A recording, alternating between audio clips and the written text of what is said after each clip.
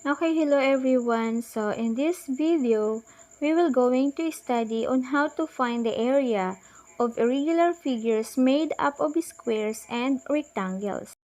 This is the example of irregular figure or irregular shape. To find the area of irregular figure, so let's have the given problem. Sheena and her sister made a miniature flower garden in their house. She mentioned that the area of miniature garden is illustrated below. Find the area of the miniature garden. And this is the illustration of the miniature garden. The figure is irregular. It is made up of rectangles. And to find the area of the given figure, number 1, we find the area of each figure separately.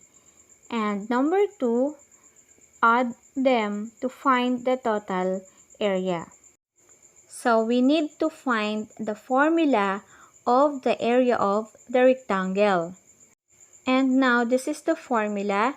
A equals L times W, or area equals length times the width. And now we will have the solution.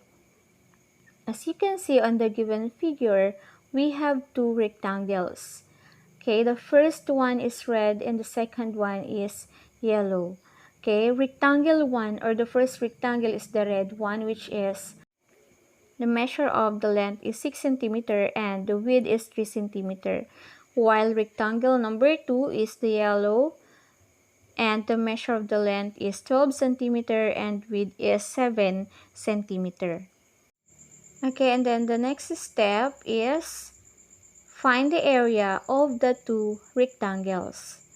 Okay, so the first one is the rectangle 1, which is the length is 6 cm and the width is 3 cm. Okay, so we use the formula L times width, or the formula which is the area is equal to length times the width. And now we have the given length is 6 cm and the width is 3 cm. So applying the formula of the rectangle, we substitute the given value of the length and width. So that's why we have L is 6 cm and width is 3 cm. And then we multiply area is equal to 6 cm times 3 cm. So 6 times 3 is 18. So therefore, we have the area equals 18 square centimeters. So that is the area of the first rectangle. Okay, again, 18 square centimeter is the area of the rectangle 1. Okay, the next step is to find the area of the rectangle 2 or the second rectangle, which is we have 12 centimeter by 7 centimeter. Again, we use the formula of the area of the rectangle, which is L times W, or length times width. Then identify the given. The given length is 12 centimeter and the given width is 7 centimeter. Then we're going to apply the formula. Then we have A is equal to L times W. Let's substitute the length and the width. We have 12 centimeter times 7 centimeter. Therefore, we have A equals 12 centimeter times 7 centimeter. The answer is 84 square centimeter. So again, the area of the second rectangle is 84 square centimeter.